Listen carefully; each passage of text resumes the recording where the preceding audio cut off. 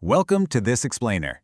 Today, we're diving into the fascinating and seriously turbulent history of Vladimir Lenin and the rise of the USSR. We'll be relying strictly on the historical records to unpack exactly how a massive geopolitical shift took place over just a few short decades. Now, think about this number for a second, 150. That is actually the sheer amount of aliases Vladimir Ilyich Ulyanov used throughout his life to hide from the Tsar's police. He was constantly changing his identity as a revolutionary, before finally settling on the famous name we all know today, Lenin, which he reportedly took from the Siberian river, Lena. Here's our agenda for today. We're going to cover the spark of revolution, building the Bolsheviks, the fall of the Tsar, the birth of the USSR, and finally, the immortal mummy. Let's get right into it. Part 1. The Spark of Revolution. To really grasp what drove Lenin, you have to start with a massive personal tragedy. He actually grew up in a comfortable, highly educated family that mostly stayed out of politics. But in 1887, his older brother Alexander, who was just 21 years old, was executed by hanging for plotting to assassinate the Russian Tsar. That execution completely radicalized Lenin. Practically overnight, this brilliant young student abandoned his family's quiet background and fully threw himself into revolutionary ideology. Searching for answers and a framework for his anger, Lenin went deep into revolutionary texts and discovered Karl Marx's Das Kapital. From Marx, he learned the core theory of communism. Basically, we can define this as a system designed to ensure the equal distribution of resources and completely eliminate unfair class hierarchies.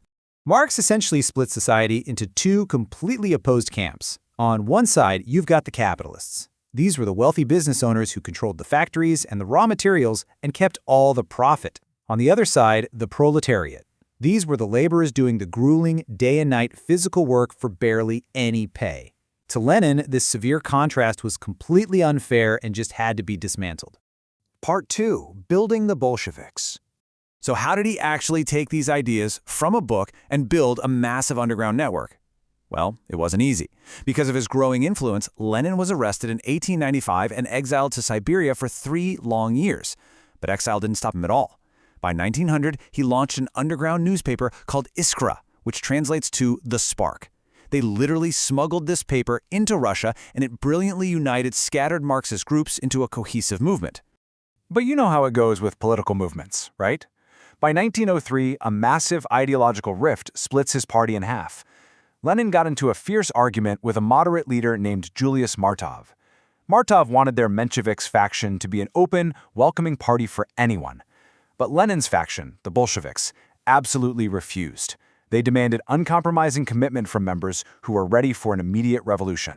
Then, something happened that wiped out any chance of a peaceful resolution. 200.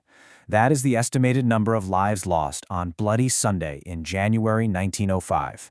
Thousands of citizens were peacefully protesting the Tsar's government in St. Petersburg, but the Tsar's troops were ordered to open fire. This massacre heavily fueled Lenin's push for an armed uprising.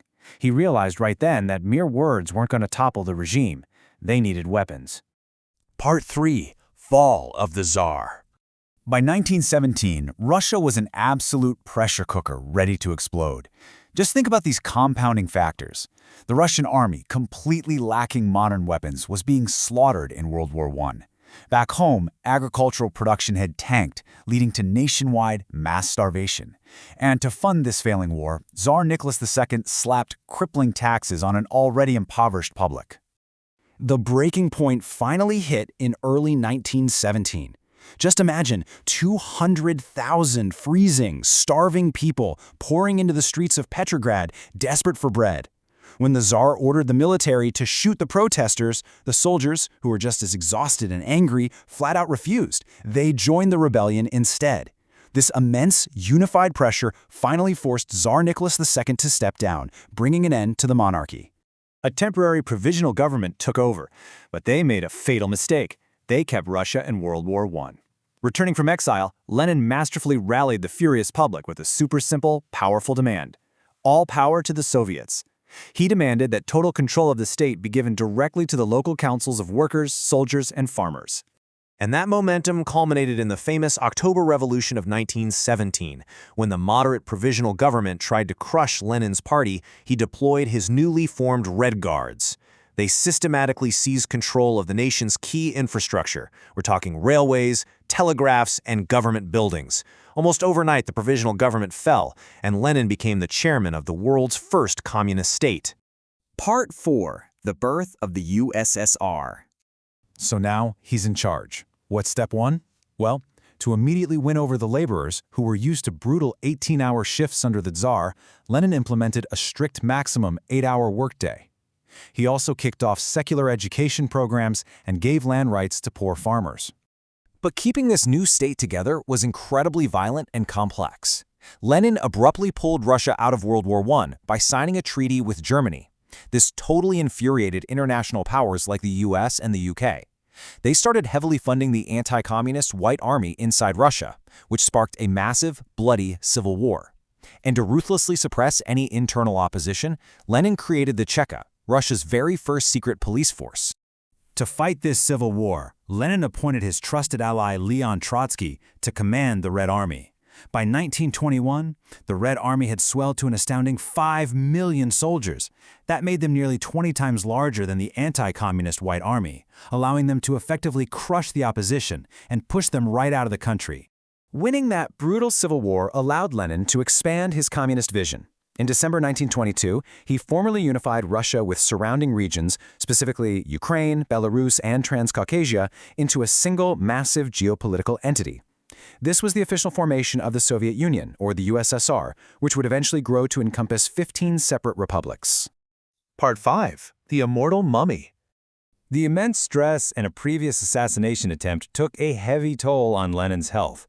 After suffering a series of major strokes that left him completely unable to speak or govern, Lenin passed away in early 1924. He was just 53 years old.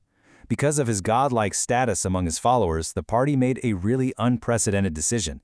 They embalmed his body, turning him into the modern world's first preserved mummy, and he is actually still on display to this day. But his death left a massive, incredibly dangerous power vacuum.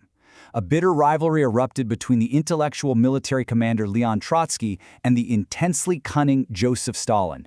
Using deeply ruthless and violent tactics, Stalin managed to outmaneuver and exile Trotsky, ultimately seizing total control of the USSR and ruling as one of history's most brutal dictators. So, looking back at these foundational geopolitical shifts that still heavily influence our modern world, we must impartially ask a final question. Did the system Lenin built genuinely liberate the oppressed laborers as Marx originally envisioned? Or did the ruthless methods he used to seize and hold power simply lay the blueprint for a terrifying new kind of dictatorship under Stalin? It's a duality that historians continue to debate right up to today. Thank you so much for joining this explainer, and we'll catch you in the next one.